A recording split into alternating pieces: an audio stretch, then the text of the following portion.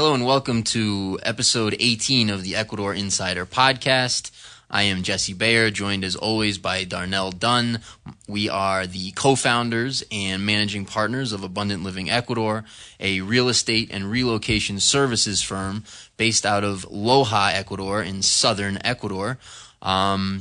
We are excited to be with you here today. It is Friday, April 15th. My esteemed colleague just reminded me tax day back home, so good luck with that.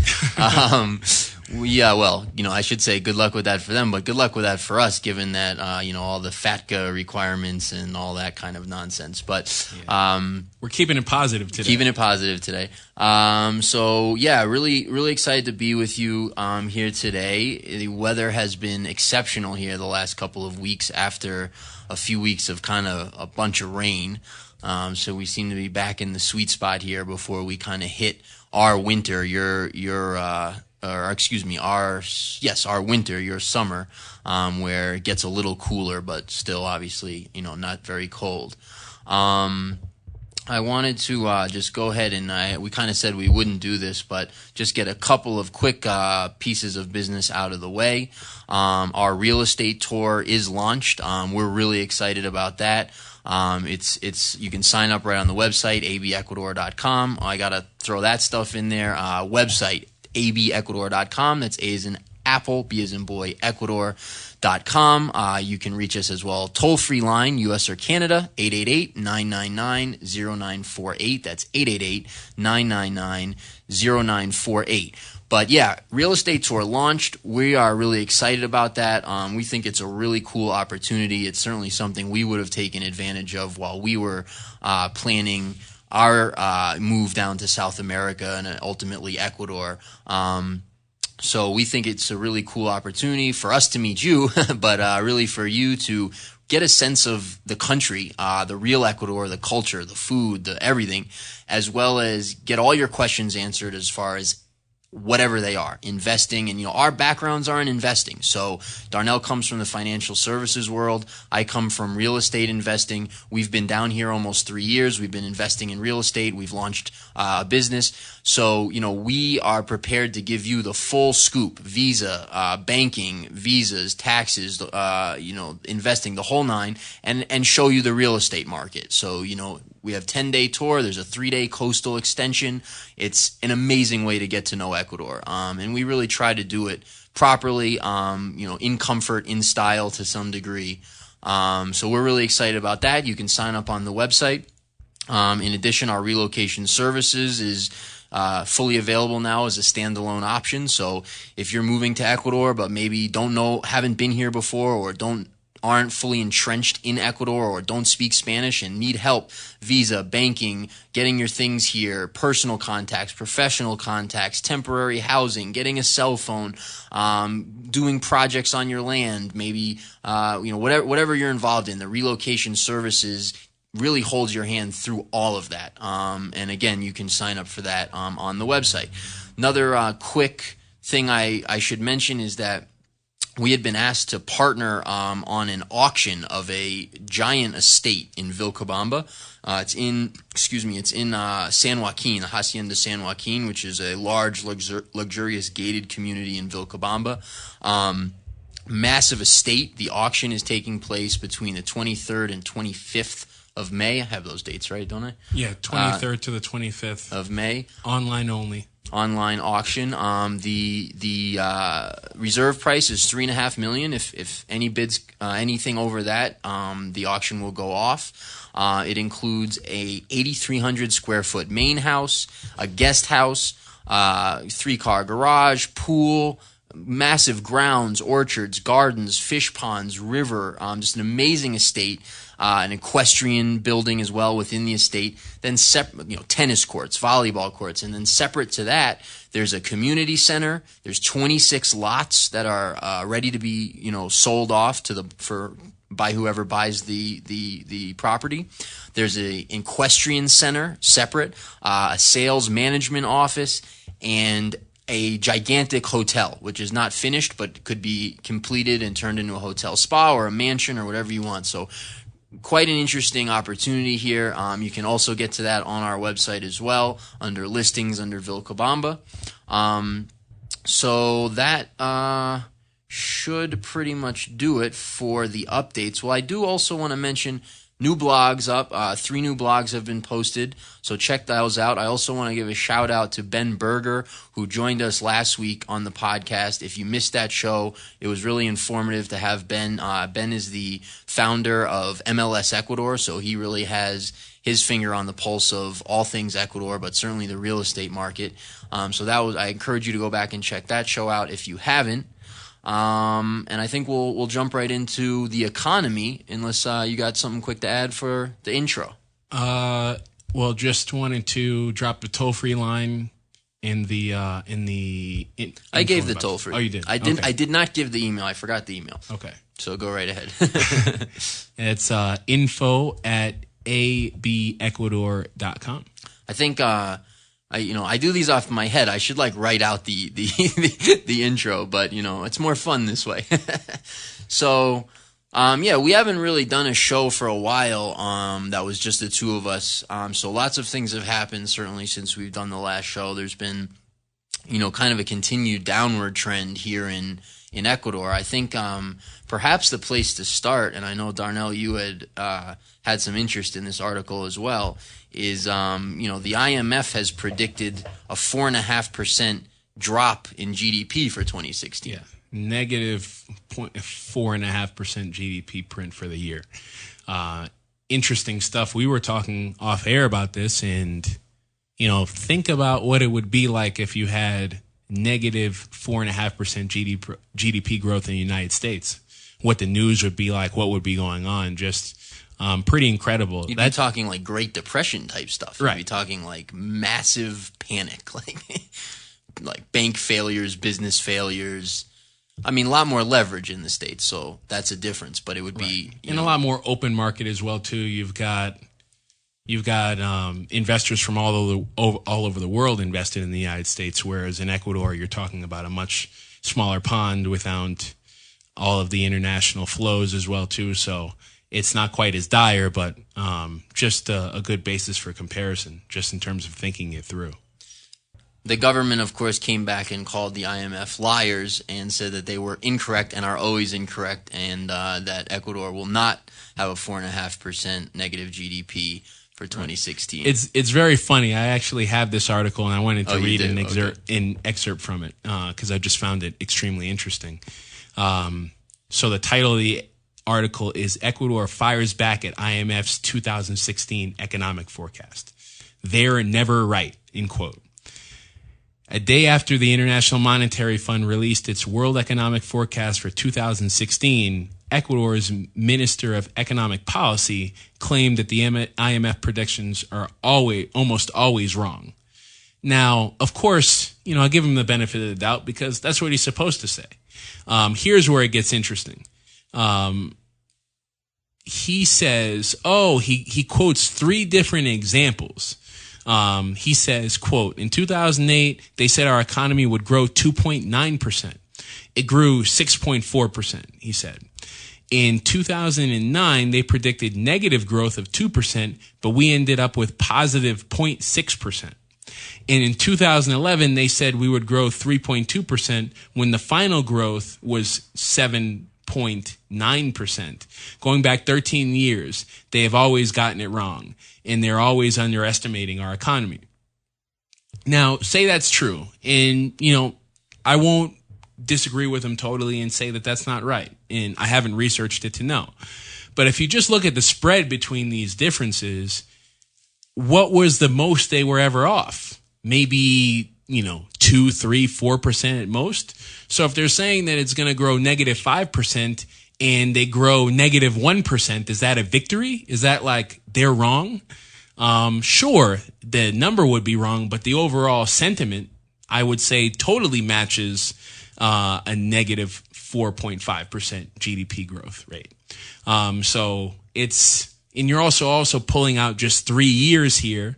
And I think the most telling part about the article is he didn't have his own forecast. He said, well, they should have asked for our numbers to get a more accurate number, but he didn't come forth with any number, which means, or at least what it suggests to me, is that where there's smoke, there's fire. Interesting to see, too, what's happening in lots of South America, because Argentina, Brazil, wait,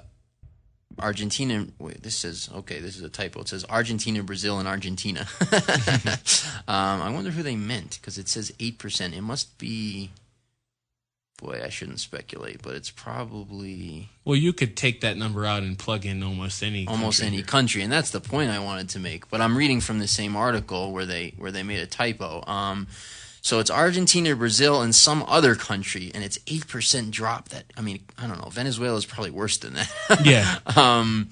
Anyways, so Argentina, they've got dropping 2.8% negative number for GDP, and Brazil 3.8%, and then some other country, which is not Argentina again, 8%. So, you're seeing basically largely from low oil prices, but other things as well. Credit reduction in credit as well. You're seeing a lot of countries in South America. Well, you're seeing this really being set up globally, actually, but if we were to be more honest about it, but it filters through here more quickly because South American countries have less tools at their disposal to prop up economic numbers. So you're seeing a drop in lots of South America, or lots of developing countries, and a lot of that is tied to oil prices. Just to recap for people real quick, what is happening here in Ecuador. When we got here almost 3 years ago, Ecuador was kind of at the tail end of a boom. There had been, and that was unfortunately largely related to credit expansion. Ecuador experienced a very large credit expansion over a number of years, and infrastructure spending. So lots of spending, and of course, the credit expansion increases debt, plenty of borrowing as well. So you kind of had a debt-fueled boom, which we know all about here, and if wherever you're listening to this, you know about that. And starting, I would say, somewhere in the neighborhood of a year ago, maybe you could argue a year and a half ago, that tide started to turn. And where we are right now is the government, we've got very low oil prices, so government revenue is hurting. The government is cutting spending. We have a weak job market. The banks are not lending. Higher taxes. Taxes going up, fees going up. So we have sort of a confluence of events that's led to some some economic pain. And that's, of course, filtering through to real estate prices. The used car market, I was just reading an article, is getting hammered. So car prices are dropping, real estate prices are dropping. And that's sort of where we're at economically here in Ecuador right now. They call it a crisis. They say we're in a crisis, which, to your point, if this was happening in the States, it would take down the global financial system, actually, is what it would do. Yeah, well, that's the next shoe to drop, but, I digress. Yeah, right. So, an interesting, I think, and we're going to try to spice things up a little bit today, and a little bit later we'll jump into a little game of sorts with we'll give our top 5 sort of pet peeves or dislikes, and our top 5 things that we like about Ecuador. But one certainly on my list, and sorry to what do they call it when you give away a movie? Spoiler, right? Spoiler alert. The government here is certainly on my list of things I am less than pleased with. Another article that came out recently titled "Correa's tax plan would restrict the amount of untaxed cash that can be taken out of the country and limit senior VAT refunds." VAT is the value-added tax. They call it EVA here. This is unfortunate. Ecuador has a 5% capital flight tax, so any wire going out of the country, they take 5%. Up until now, you've been able to travel out of the, take cash out of the country, physical cash, up to $11,170 untaxed. Correa's proposal would be to drop that number to $1,098. So that means like you can't even go on a vacation and cover the costs of your vacation without first paying the Ecuadorian government. Because it's the same thing filters through to credit cards. You can't, if you use a credit card and buy something overseas, that same 5% tax applies. So more government restrictions, which we've seen lots of. If you want to read about it, go to the blogs. It's there in depth. But another unfortunate kind of unfortunate act here, which scares away investors, scares away, makes money leave the country. So. Yeah. And the justification for that is that it's 3 basic salaries or 3 months worth of minimum wage. And so, Ecuador has one of the highest minimum wages in South America. And so, anybody who would be spending more than $1,098 outside of the country is someone who deserves to be taxed. Right. Because, that's just so much money for the average Ecuadorian. It's not, but, of course, if you're going to, New York City, for example, you can go through less than $1,100 in about a day or two, or, right. a couple hours, really. So those two things don't have anything to do with each other. Yeah, and that's sort of that unfortunate stuff. It's like they use like soak the rich rhetoric to like pass everything they want to pass, and it's very see-through, it's very transparent, it's ridiculous. $1,100 is not a lot of money in Ecuador, so that is incorrect. But also, like the idea that you're rich or something and should pay taxes to, leave the country if you have more than $1,100. So that's going on. Interesting article, interesting fact coming out about Correa. His approval rating, according to, let's see, what's the name of this company that did the Ultima? No, hold on, I'll find it in a minute. But his approval rating has dropped to 31%. 31.7%. According to this poll conducted, and I'll find who conducted it in a minute, but interesting. His claim has always been, how popular he is, but, with GDP solidly in negative territory, which even the government admits that it's negative now, and, more and more of these restrictions coming online, it seems that what we've been talking about for a long time in terms of popular opinion turning, this poll certainly bears that out. 31.7% approval rating with only 20% to 31. I think if I recall correctly, it was like 28%, like believe him, like believe what he says, like credibility. It's in Spanish, that's why I'm saying it like that. But yeah. No, and the thing that's very interesting about that is, hearing from us, we were people who never, who were at best neutral before we spent some time here, and once we got here, realized that we weren't really in favor of any of these policies. What's been interesting about the direction that he's going in now is the people who would normally support him are now maybe not so happy with some of the things that he's doing. For example, you've got, oil prices right now at around 12-year lows. That's been something that's really been creating a hole in the budget of the government here and governments all over Latin America who are commodity-driven markets.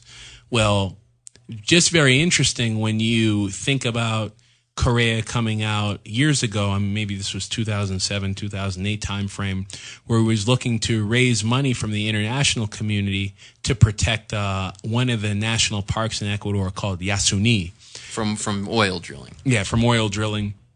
Other countries had drilled for oil there in the past, and one of his big campaign promises, and there was a big PR push behind this as well too, with lots of celebrities from the United States and other parts of the world talking about how Chevron had attempted to destroy one of the places that's I think by any measure of, by square meter or square foot of land, is the most biodiverse place in the world. Yeah.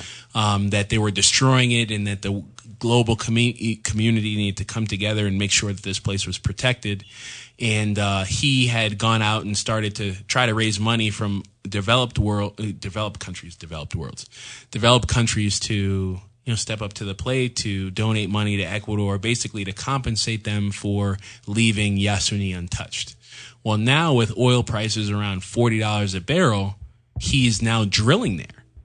So it's one thing to say, well, this is the only resource that we have, and so we need to sacrifice this resource for the people. I mean, an environmentalist wouldn't say that, but certainly he was trying to get the environmentalist vote in branding himself that way. But that just becomes much more indefensible when you're drilling there to destroy the environment potentially for, prices that are very low. So it's just interesting that a lot of people who are supporters of him, I actually was having a conversation with one of those people today, and it was interesting. She didn't have anything to say. Couldn't quite defend that. And I think that's just a testament to the kinds of policies that are being enacted now, and how unpopular. Yeah, he's not going to drill in Yasuni like Obama's going to label GMOs and close Guantanamo and Right. every other politician's promise in the history of the world. Right. That was like the one promise that his supporters could hold on to and say, well, look at what he's doing, and he's trying to help, and you're branding him wrong, and you're saying, putting words in his mouth, or you're saying that he doesn't have the country's best interest at heart. But I think that decision is very emblematic of what's being done, and the role that he has in that. Yeah, and I think part of that is just they're just fucking with people at this point. The government has gone far enough that the regular person on the street is being messed with in lots of aspects of their lives. Just a few examples. They're snatching food from people, often old ladies, indigenous old ladies, who are, guilty of the horrible crime of selling their food products on the street without a license, like a little basket, like a lady with a basket of peaches. They're harassing them. And they're doing that all over Ecuador. Loja is better on these things than almost anywhere else in Ecuador. Certainly any city that I've been to in Ecuador, and I've been to all of them, so that's an example. They're ticketing now. They're ticketing for everything. When we got here, they weren't ticketing for hardly anything. They're now ticketing for all kinds of things. So they've got speed cameras. They've got hidden radar trucks that are driving around unmarked, that are ticketing people for going 4 kilometers an hour over the city speed limit, which is 60 kilometers an hour, which is 35 miles an hour. Something like that. So, they're doing all this stuff surrounding, taxes are going higher in all aspects. And are taxes still going to be really low from a foreigner's perspective? Yeah. But if you're used to paying $10, $20 a year in property tax, and all of a sudden you go to pay your property taxes and it's $400 or $1,000. Or for a bigger property, right? For a bigger property, maybe you were used to paying under $100, and all of a sudden it's $1,000 or $1,500. You're talking about, that is a lot of money. That is a huge amount of money for somebody maybe working the land or grazing cattle and selling the milk, or something like that. So, or someone who just inherited the piece of property that's never going to use it, and now they have to sell. It. Now they have to sell. And those are just a few examples. I even saw taxis are getting ticketed if they don't have their meter on with someone in the car. The meters are brand new. The meters only got here less than a year ago. And now you're getting ticketed if you forget to turn it on. There's just that stuff, which is very unfortunate, all those things. That's really one of the things I was coming here to get away from. And it sort of seemed at the beginning like some of those things were okay, but you and I saw the writing on the wall as soon as we touched down. And it's those things are really coming here, and people are not happy about those things. And I think that has to, you couple that with the economy and some of the things you're talking about, and you've got a 32% approval rating. Right. And, speaking of things that that we came here to avoid. What are some of the things that attracted us here? Let's get into that top 5 list. Sure. Drum roll. All right. You like that segue, didn't you? Yeah. I'm going first. Fine. Okay. So yeah, I got a list. 5 favorite things about Ecuador. And I think you actually touched on a couple of these, but for my list, I kind of left out some of the ones we've talked about, or maybe the more obvious ones. I could talk about the weather. I could talk about prices. I could talk about fruits, which we've talked about extensively. Climate, diversity of climate, quality of life, some of those kinds of things. Like those are. So you're just going to kill my list now, Was huh? I know I saw like 1 or 2 of those. I didn't think it was more than that. But like for mine, I kind of went in a different direction of maybe like, some of the funnier like little things as opposed to like what I really love about Ecuador, which really are those things we've talked about them in blogs and podcasts and so forth. Of course. So number 5, you are allowed to pee in the street. This is exceptional. I mean, I was in New York for most of my more than half my life, and if you've ever been in a major city in the States and you need to urinate, you have to find like a hotel. Maybe you can sneak by, or you can like plead with a restaurant maitre d', or you can kind of like go to the fast food and like pretend, kind of sneak over to the bathroom and wait till someone comes out. And you know what I mean? It's very hard. Like it's almost like notorious in New York to like, when you have to use the bathroom and you're not close to home, you may be in trouble. Anyways, in Ecuador, pee in a cup. You can pee in a cup. In Ecuador, you have total license to whip it out and go wherever you're at. No cop will bother you. If I'm not mistaken, it's in the Constitution. Oh, really? I could be wrong about that. Somebody told me that. And women also take this liberty as well, too. I've seen a couple of squats pop here and there. Less so, but it does happen from time to time. So number 5, relieving myself on the street.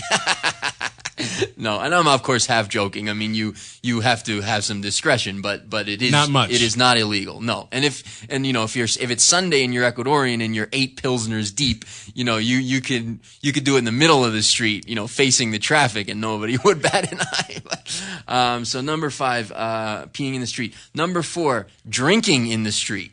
There's no open container laws here as far as like. Of course, with driving there is, but you can. But that's not followed. That's by not anybody. Followed by anybody. No, although including the people who enforce it. Like, of course. Well, I mean, if the people who enforced it followed their own laws, I mean, we'd be living in a different world. So you are allowed to consume alcoholic beverages on the street, which I do probably almost never, but I like the fact that you can. Number 3. Where am I at? 3. Oh, the women. Number 3 for me is women. I like the women here. They're very like genuine, and I think that kind of could be said really for men and women. But I tend to put more focus on women personally. So I think the women here are great. That's number 3. Number 2, and this is sort of an all-encompassing one, but the quality of nature. So you could say natural beauty, you could say landscape, you could say whatever, but the nature here. So the water, you can drink water from streams here. Like as long as there's not cows above you, you can drink water from streams. It's delicious. We've done it in many properties, that we've seen. Food, everything grows everywhere. Your food is all local. Your food is just incredible quality. It's bursting with life. It's bursting with flavor. We've talked about these before, but the coconut water means you buy a coconut. Like you're not paying $8 for the, one coconut water or whatever those are, Vita Coco, you're not paying like $8 for that. You're buying a coconut for $1 and drinking the water. They open it for you, give you a straw, like you drink the coconut for $1. Juice, same thing. So all that stuff for me is really cool. And maybe, for me, as high on that list as any is there's no chemtrails, here where we are. Not to say there isn't any in Ecuador, not to say they don't exist. But, generally speaking, your skies are blue. And that bothered me a lot in New York, looking up every day and seeing what was going on in the skies. And then number 1 for me is the people. It's the lack of pretense, really. It's there's just a lack of pretense here. It's like in the States, everybody's kind of got their shtick. People here don't really have shticks. People here just kind of are who they are. people are simple, pretty good natured. There's just not that many really bad guys. Sure. I mean, it's they're human beings, so that exists, of course. But just in general, a real lack of pretense, and I really like the people here. So that's my list. There you have it. Sticking to it. Go for it. Okay, good. All right, so number 5 for me is gotta be the weather. I'm gonna go with more of the unimaginative, like regular stuff that we're just reiterating, but I think it's just important to give people perspective on things that we like about it and things that I like about it in particular. The weather, I mean, it's just coming from Boston and having 4 seasons. Even the worst weather here is nowhere near as bad as the worst weather at home. Complaining about bad weather here is like, I don't know, 50s and raining. I mean, it's just not that bad.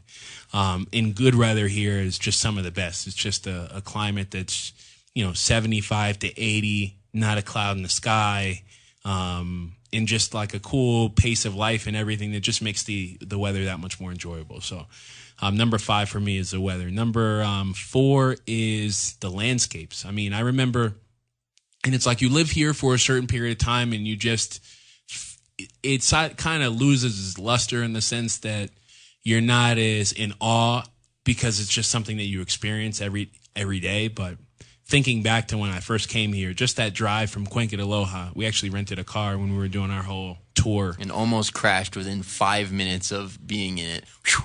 Yeah, right. No, some of those, those roads when you drive on them the first time, just not very many straight ones. Yeah, although that near miss was just me like barreling into a rotary without realizing I was barreling into a rotary and then slamming on the brakes and like just missing a car. I remember that now that you bring that up. Yeah, that was very close. Yeah, it was very close. No, like screeching like. Argh! No, and the car whizzes by, but misses by 6 inches. Yeah, and we were in the car for a grand total of 20 minutes. Yeah, literally. Like, we had literally just rented the car.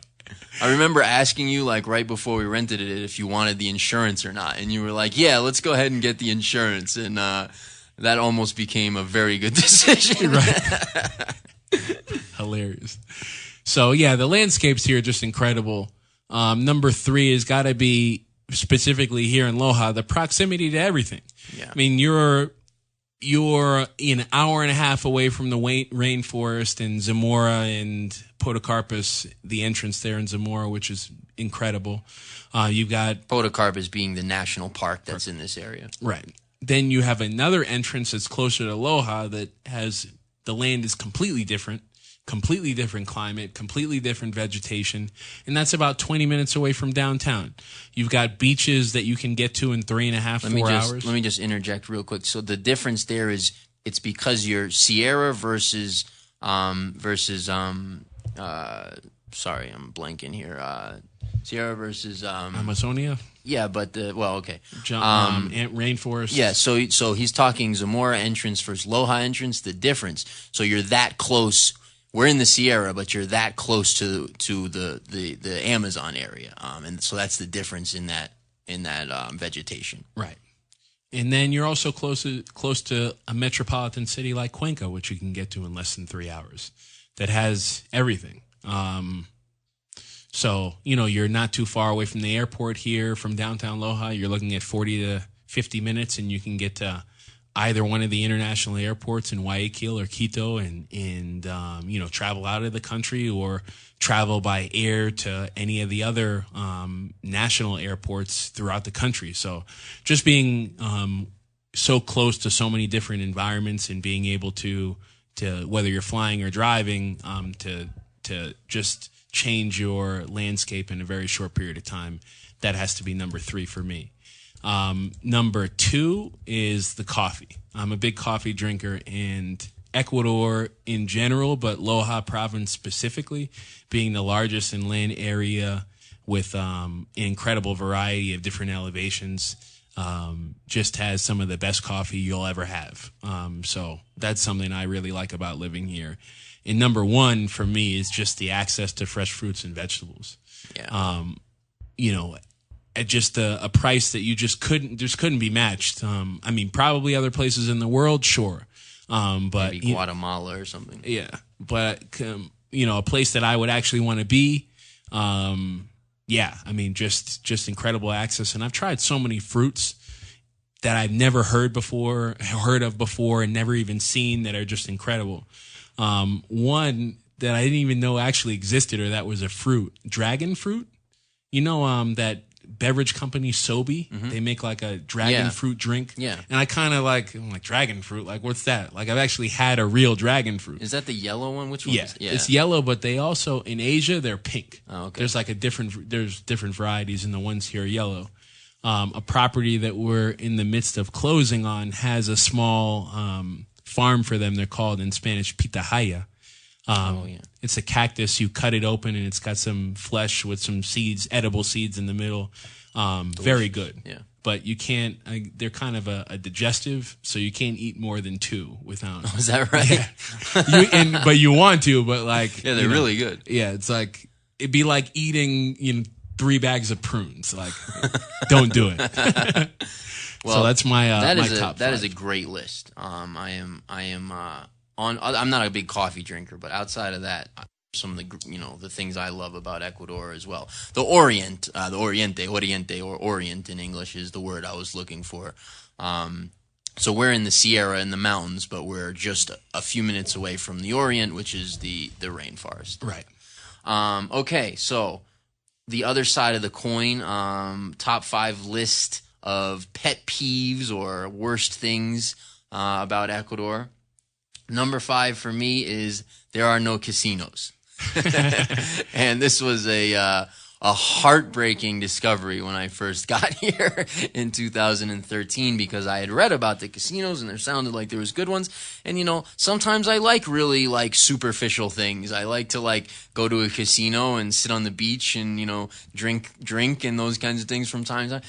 And so no casinos in Ecuador. Our illustrious leader banned them. Well, apparently, actually, somebody told me that it was actually by popular vote, and it won by, somebody told me, true or not, that it won by less than a point. And they banned casinos. But he was very popular at the time, the president, and he was lobbying hard for that vote. Yeah, and the other thing too about that, just in general, is so the majority of people voted against it, 49-51. So what? Right. If I want to gamble and they don't want to gamble, they just don't have to go. It's well, that's like me and a friend, voting that we want to kill you and then killing you, and then saying it was justice because we voted. Yeah, because majority rules. Right. Number 4, cell phone costs. And I don't mean the phones themselves. I'll get to that. I mean the plans. I mean the plans here are shit.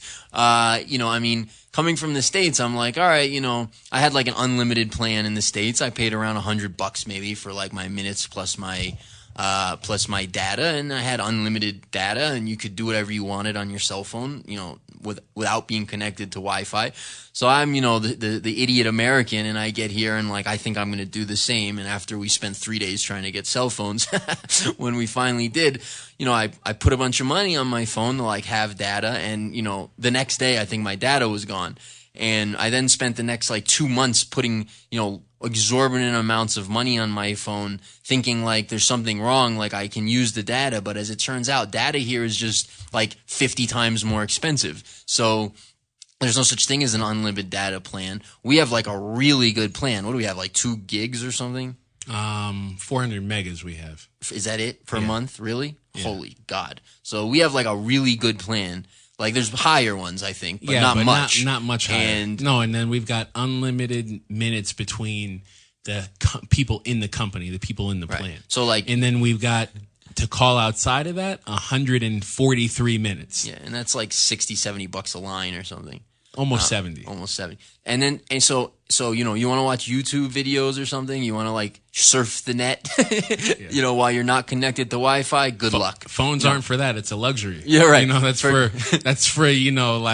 fat cats and robber barons. Right. Land hoarders.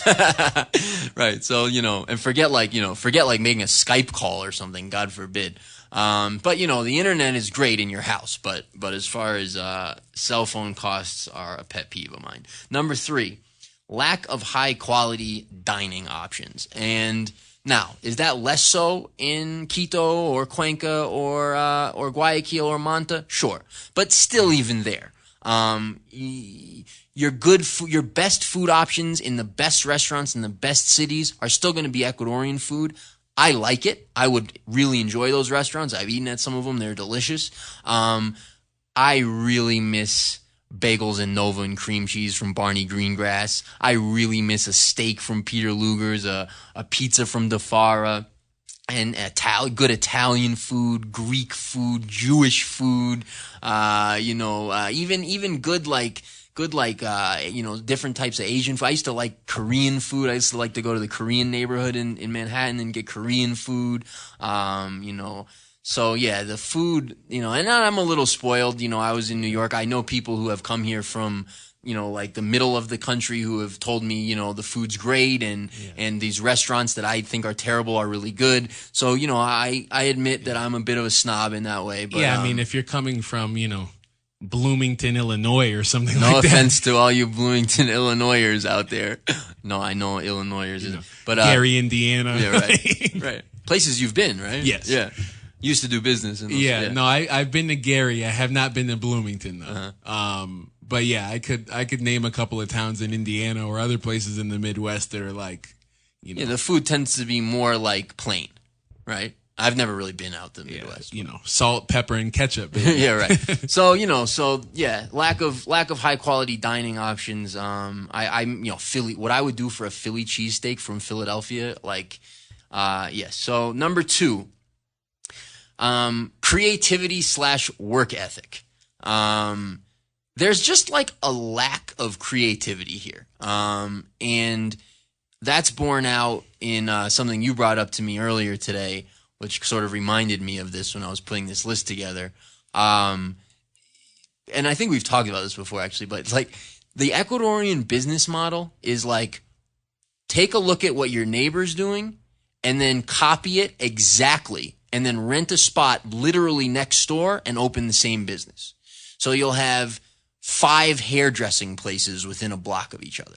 You'll have 2 burger joints next to each other. You'll have 2 of everything next to each other. Right. And there's just kind of a lack of like that creative spirit of like, let's do this. This might work. Let's try that. There's just not so much of that. And that sort of kind of connects to work ethic a bit. Ecuadorians work hard. I wouldn't say that Ecuadorians don't work hard, but I would say that there's not amongst professionals, like the guy in the field works his butt off. Like the guy dealing with his cattle or cultivating food, that guy works really hard.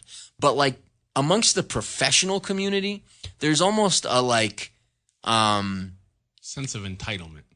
Yeah, maybe here in Loja anyway. But I would describe it more like it's like people want to work, they want to get it done, but it's not really their priority. People here don't really put business first. It's like families first. Or second or third. Right. So the kind of creativity work ethic thing amongst professionals kind of gets to me sometimes after a while. And then number 1, by far, big gap between one and the rest is just government, which ties into socialism and collectivism and, import taxes and regulations. And, just to give a couple examples of that, things that don't necessarily affect our business so much, which we've talked about those things in written blogs, but just personal life stuff. You want to get a grill. You go to a store to buy a grill because you want to barbecue. Well, you can't find a decent one. And then you find one that's like, it's like the crappy model that you'd find at like Walmart, that would be like, $60 and it's, $300 or $250 because it's imported. Right. And, we're talking about a grill that, the paint's going to peel off after you use it 3 times. We're not talking about a Weber, good, grill. And I don't know if Weber's even good. I don't know that much about grills, but But if you could find the Weber grill here, you'd buy it in a heartbeat. It in a heartbeat, right. But I wouldn't because it'd be 4 times the price like that. And that's the point. It's well, if you could find the Weber grill at a reasonable price, I would own it. Yes. And that filters through to everything.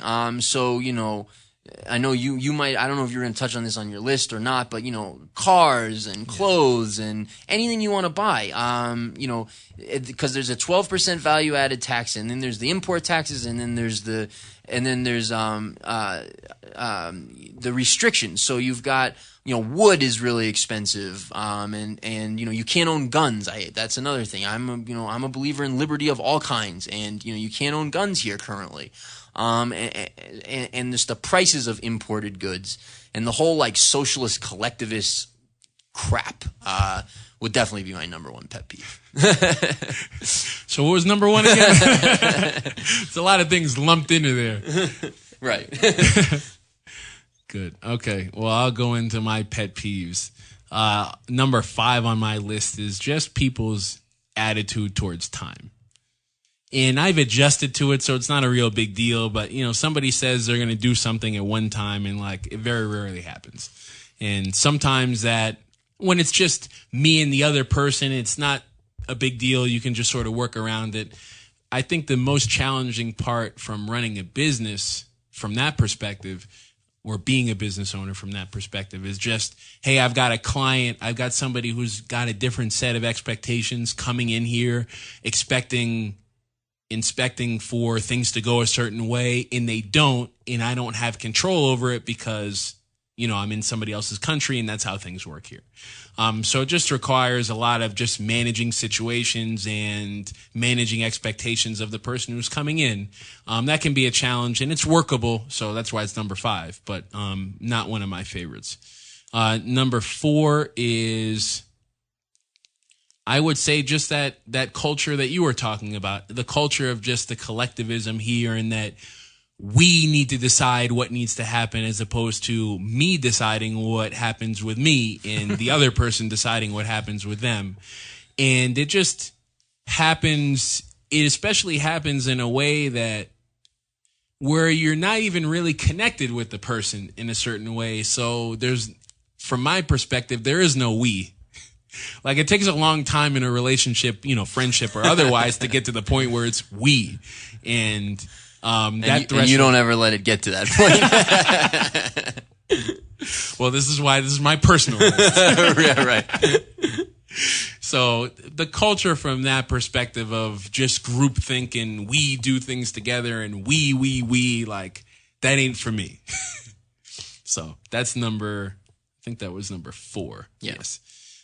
Number 3 is what I like to call the Ecuadorian cancel, which is like, you have an appointment with somebody and they make an appointment with you and you firm it up, and then they don't show up and don't pick up the phone, and you don't call them after you've been here for 2 years because you know what it means. But it's like the whole just like people just being honest and upfront in a certain way, at least as it relates to business.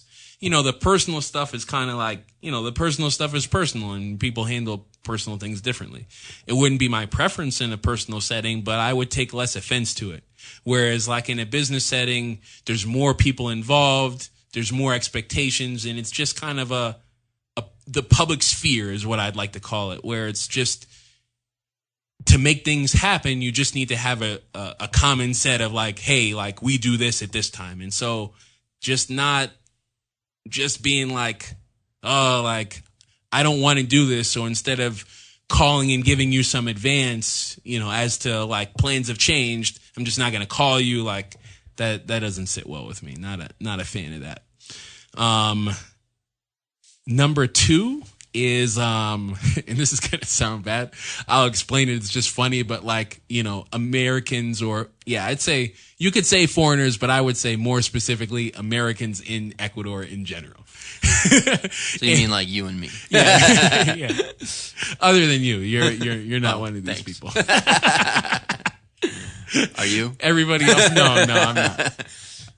And yeah. So I'll be very specific about it. Just like, and I'll just kind of paint the picture and give an example. So today I was speaking with a group of people who were considering moving to Ecuador and checking things out. And we're talking about the differences between Cuenca and Loja. And they were saying to me that they didn't think that people in Loja were as friendly as people in Cuenca. And their justification for that was that when they were on the tour bus checking out the town, that people in Loja didn't wave to them. And so they equated that with not being friendly. And I put that into perspective for the group of people by saying, well, if you were doing that same double-decker bus tour in New York City and nobody waved at you, would you think that the people in New York were rude because they didn't wave at you? Like, who are you that people should wave at you? Like, I mean, is this like a busload of... You're not a zoo animal? Yeah, like, are you a celebrity? Like, are you an athlete? Like, are you like a... Kobe in China? Yeah, like...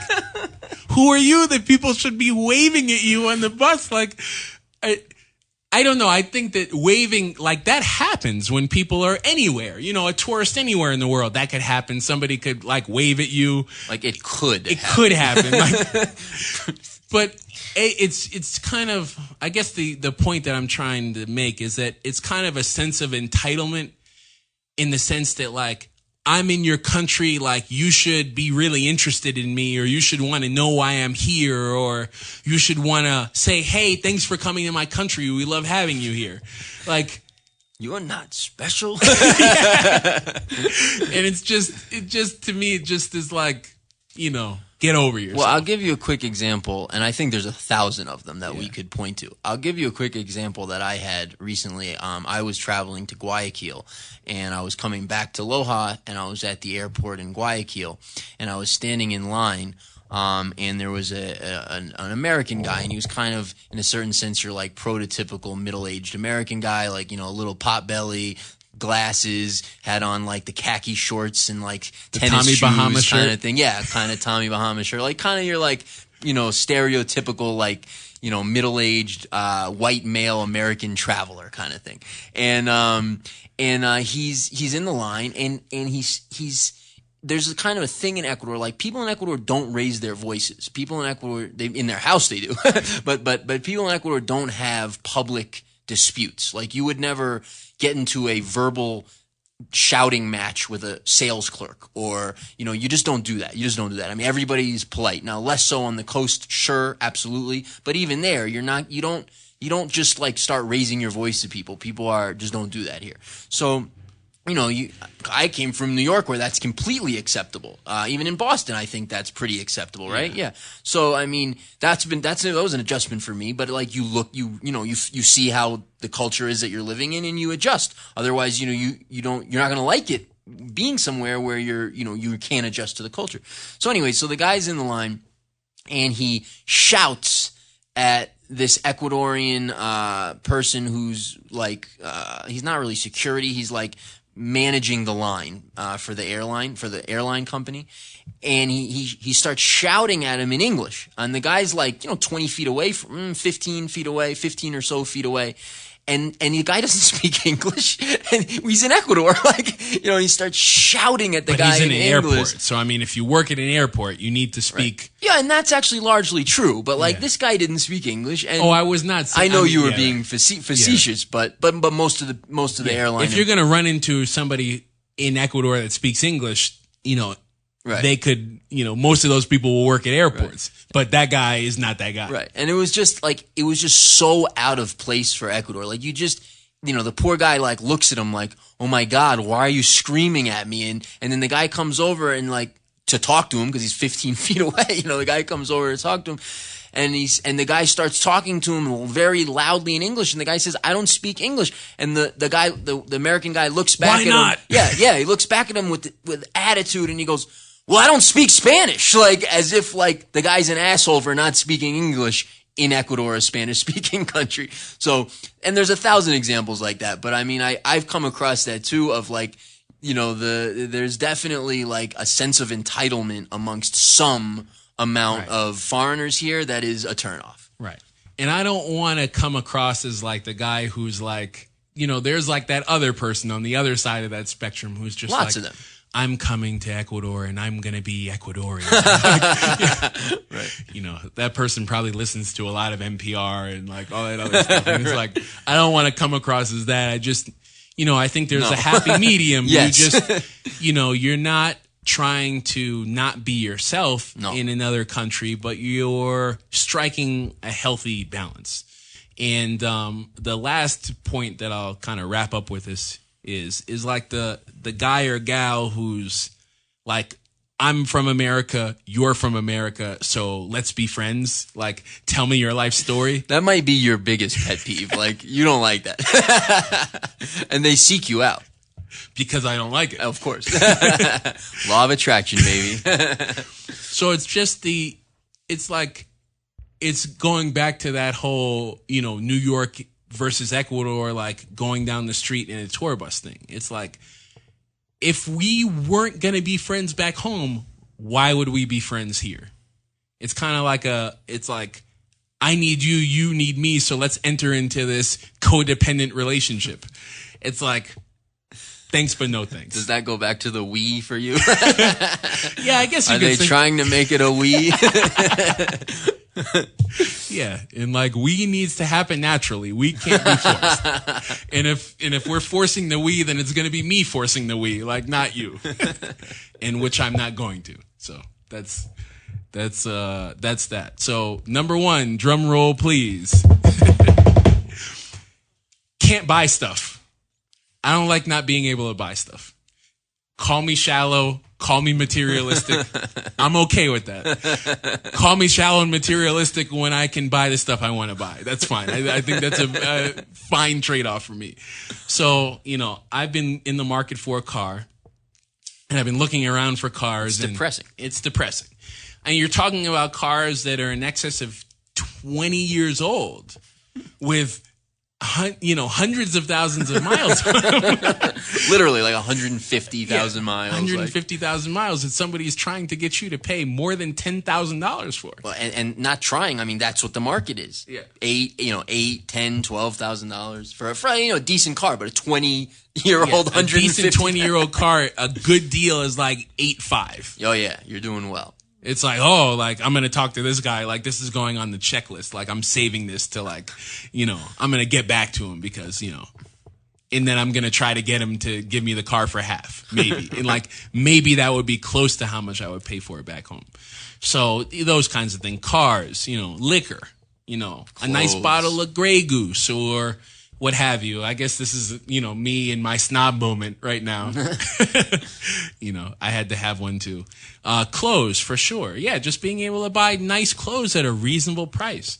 I mean, you're paying top dollar for knockoff stuff here, which, I haven't done, but it's just unfortunate. I remember, like, I haven't bought a single article of clothing in Ecuador, nor will I ever, but I remember in Quito, you bought, like, a pair of Levi's. It was like $100 and like there were $120 for a pair of like regular Levi's jeans that you like could buy at like $50 Macy's for $40. Yeah. I mean, there were $40 jeans. There were 3 times more expensive. And that's just how all this stuff is. Anything imported. So, I mean, I've maybe bought 4 or 5 articles of clothing in 2.5 years, and that's the main reason why. It's just because you're paying top dollar for bottom of the barrel stuff or, just above that level. Buying sheets here, buying dishes here, things that you could get at IKEA for dirt cheap. You're spending top dollar here. Right. So that's kind of, it's kind of a trade-off in the sense that, hey, you can get your great fruits and vegetables here, but, don't buy bed sheets. Yeah, right. Don't you dare and buy some of bed that sheets. stuff, it's like, the government does that, under the guise of like protecting manufacturers and producers here. The problem is that there's just very few of them. So, if any, I mean, and that's just a lie. It's just a lie. It's a lie, of course, but they're not producing at even if they were producing in those cases where they are. Are you really protecting Ecuadorian jobs by giving somebody a job that they couldn't have otherwise? Yeah, and that's the problem. That's the other side of the problem, right? But I will say there are some ways around that thing, which is my one. I mean, it was your number one. It could be my number one. It's terrible. And then on top of that, you've got the government saying now, you can't. They're not going to let you take cash out of the country without a 5% tax. So like, there goes your ability to go somewhere else and buy stuff. I will say I found like cheap glasses and cheap dishes and cheap silverware that were a better quality than I realized were on the market. And then the other solution to some of that stuff is that, you know, you can have things made. And that's kind of cool. Like, you have sort of a reverse in those things, whereas like back home, you know, you don't have things custom made because it's too expensive. Whereas here you could have something custom made beautifully, exactly how you want it, maybe for a third of the price as it would be buying that thing at a decent quality level in a store. Right. And I mean, we did this segment to just, you know, put a light on the things that we like and don't like. But I think in this could actually go on the list. It would have defeated the purpose for a list, which is why I didn't bring it up. But I could talk about all those things that I didn't like. What I like most about Ecuador is that there's solutions for almost all those different things that you don't like about here. And, you know, that's why I'm still here and will continue to be here. Because it kind of, it forces you to just take a more active role in your life. Yeah, it does. You wouldn't have to do otherwise in places like back home where everything's just ready made and there for you. Here it's like, oh, like there's this thing that I need, but it's really crappy. Oh, let me try to find a way to do it better. And I mean, we did that with furnishing our office, for example. And I think we came up with some really good solutions that weren't ready made and didn't seem like were open to us, and we found a way, and we found the people that could help us, and we ended up having a really great result for that. So that's I think one of the number one things about Ecuador. I think despite all the, you know, the negativity and maybe the things that we got into about the economy, why we, you know, are dedicated to making this work. Yeah, I mean, you know, these are therapeutic sessions for us. So we get to talk about all the things that are bothering us and, you know, rail against the government. But no, it's against the machine. Right. But no, I mean, as a place to live, I don't know that there's any better in the world. I love it here. So on that note, yeah, we can wrap it up for the week. Again, real estate tour now available. You can check us out, or to book your travel. Individual tours are now available. The group tour starts in January of 2017, which is rapidly approaching at this point. You know, we're already in mid-April. The year is just flying by. You can go directly there at abectour.com. That's abectour.com. Again, standalone relocation services now available. Find out more information about that and what that entails at ecrelocation.com. Again, ecrelocation.com. Of course, you can visit us, find out more about us, see our blogs, access this podcast and the other 17 previous episodes at www.abecuador.com. That's A as in Apple, B as in boy, Ecuador.com. You can reach us toll free at 888-999-0948. That's 888-999-0948. Or via email at info@abecuador.com.